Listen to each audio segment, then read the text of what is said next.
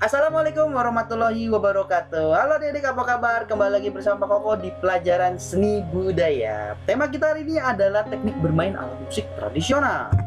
Oke, sebelum kita mulai belajar hari ini, alangkah baiknya biar kita lebih tenang, kita berdoa terlebih dahulu. Bapak Pipin, berdoa menurut kepercayaan masing-masing. Berdoa mulai. Amin, selesai. Oke, kita selanjutnya. Nah, tema kita alat musik Nusantara. Jadi ada tiga nih ya, tiga bentuk. Yang pertama, bentuk tabung. Dan penjelasannya dulu. Bentuk tabung merupakan bentuk umum dari alat musik yang memakai bahan dasar bambu. Dalam perkembangannya, bahan bambu tersebut dapat digantikan dengan bahan lain seperti kayu dan logam. Instrumen yang termasuk dalam bentuk tabung misalnya calung, angklung, kentongan atau pulkul, suling atau saluang, dan buntung. Cara mainkan alat ini ada yang dipukul, digoyang, dan ditiup. Contohnya apa? Ada calung, ada angklung, dan suling. Oke, yang kedua, bentuk bilah. Apa sih bentuk bilah? Berbeda dengan bentuk tabung, bentuk bilah ini tidak memiliki rongga. Kekuatan bunyi yang dihasilkan masih perlu didukung oleh perangkat lain, yakni wadah gemas sebagai ruang resonator. Resonatornya yang waktu tabung itu di tengahnya biasanya bolong.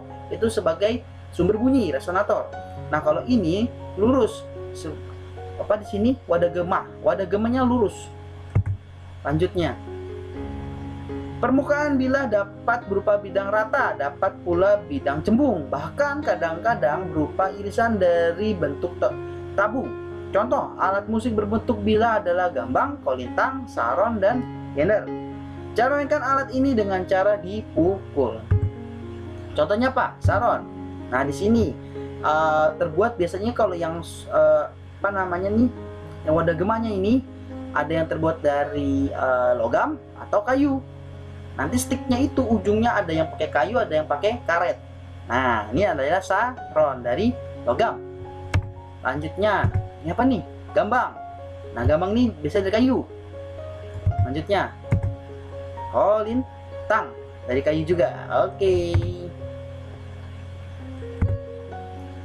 Yang ketiga, bentuk pencon.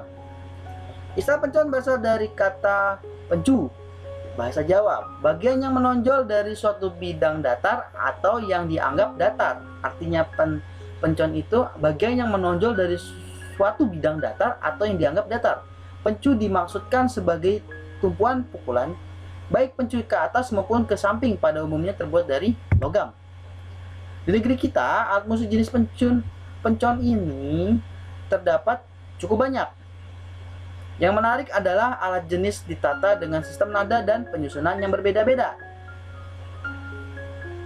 pada tiap daerah. Misalnya, bonang, alat musik dari Jawa dan Sunda. Tromping, Bali, ada di Bali. Kromong, ada di Betawi. Ada gambang, ada kromong. Talempong, Minang. Toto buang, Ambon, dan kangkanong, Banjar. Cara mainkan alat ini dengan cara dipukul. Nah, ini contohnya nih. Di tengahnya ada yang nonjol, nih bonang, terbuat dari logam dengan cara dipukul, hampir sama seperti tadi.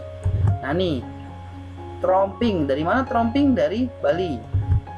Dan kromong dari mana? Dari Betawi. Ada gambang, ada kromong. Tadi gambangnya yang lurus, yang kromong ini agak menonjol di tengahnya. Oke, ada pencon, itu trompong, tromping, kromong, dan bonang.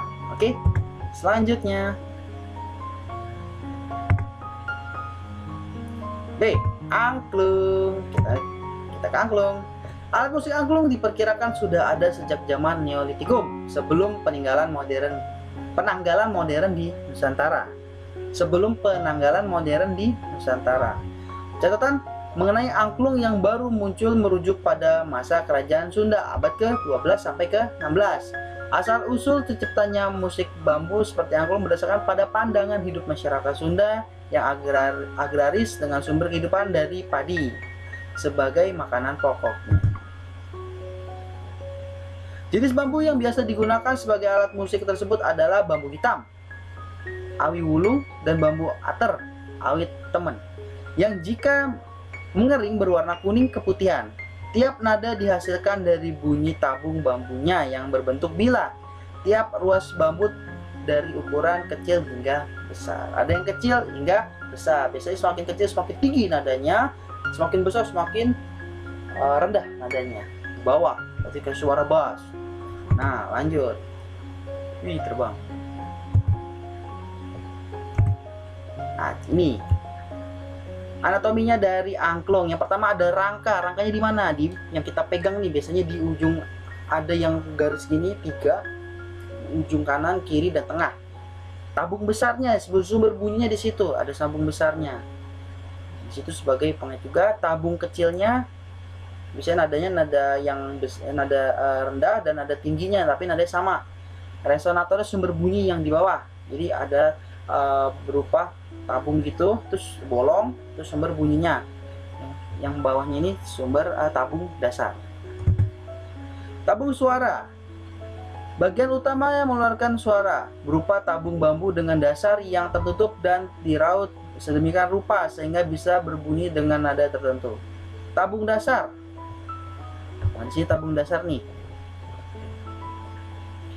Tabung bambu yang diberi lubang untuk memasukkan kaki tabung suara saat angklung digetarkan. Maka kaki tabung suara akan bolak-balik menumbuk tabung dasar sehingga berbunyi, digoyang. Rangka adalah bila-bila bambu yang merangkai tabung suara dan tabung dasar sehingga bisa dipegang dan dimainkan manusia. Jadi rangkanya sebagai pemegang, bisa main gini atau gini. Yuk lanjut. Nah, Padaeng. Siapa nih Padaeng Sutikna? Kita lihat yuk sejarahnya. Angklung yang biasa dikembangkan di sekolah-sekolah adalah angklung Padaeng. Jadi gimana maksudnya? Angklung Padaeng adalah angklung yang dikenalkan oleh Daeng Sutikna. Nah ini bapaknya nih, foto bapaknya, Pak Daeng Sutikna. Sejak sekitar tahun 1938, terobosan pada angklung Padaeng adalah digunakan laras nada diatonik yang sesuai dengan sistem musik barat. Dengan demikian, angklung kini dapat memainkan lagu-lagu internasional dan juga dapat bermain dalam ensemble dengan alat musik internasional lainnya. Jadi yang merubah angklung bisa memainkan lagu yang tadi tradisional untuk acara-acara adat, sekarang bisa untuk mainkan lagu-lagu pop, lagu-lagu internasional lainnya. Nah, itu adalah Pak Daeng Sutikna yang merubah, tapi bukan yang membuat angklung. Yang membuat angklung adalah sebelum jauh zaman Neolitikum. Nah, kalau ini adalah yang merubah biar yang tadinya alat musik angklung untuk daerah, lagu-lagu untuk adat, sekarang bisa untuk lagu-lagu internasional atau lagu-lagu pop dan lainnya, dan dikembangkan di sekolah-sekolah yang saat ini biasa-biasa dipakai di sekolah-sekolah. Namanya Pak Daeng Sutik. Nah, lanjutnya, angklung melodi adalah angklung yang ditujukan untuk mainkan melodi utama suatu lagu. Angklung ini memiliki 2 atau lebih tabung suara yang dikombinasikan dengan prinsip oktav. Nah, ini contohnya nih. Ada 2 tabung. Prinsipnya angklung Daeng itu cuma 2 melodi. Angklung Padaeng prinsipnya ada 2, yaitu angklung melodi dan angklung iringan. Nah, di sini ada angklung melodi. Biasanya bilangnya 2 atau 3, tapi biasanya 2. Dari yang kecil sampai yang besar. Yang kecil semakin tinggi suaranya, kalau yang besar tuh bass, agak rendah suaranya. Nah, ini angklung melodi. Lanjutnya, nah ini angklung iringan, ada 3 atau 4 bila. Apa sih maksudnya? Angklung pengiring. Angklung pengiring, biasanya angklung pengiring terdiri dari 3 sampai 4 tabung. Tabung sesuai akord yang digunakan. Nah, ada angklung melodi dan angklung pengiring. Itu prinsip dari angklung Padaeng yang dikembangkan oleh Daeng Sutikna. Oke, materi kita sampai sini. Sampai jumpa di materi minggu depan dan materi lainnya. Oke, bye bye. Wassalamualaikum warahmatullahi wabarakatuh. Dadah.